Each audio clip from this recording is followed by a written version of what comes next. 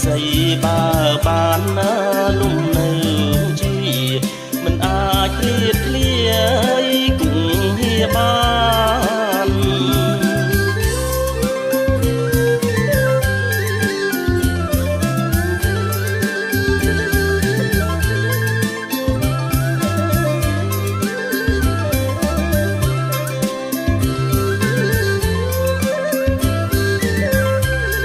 រូបយើងទាំងពីរអើយរួមស្នេហា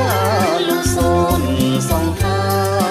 ដោយសុខសាន្តសូមជួបគ្រប់ជាតិណាគុំព្រៀបបាន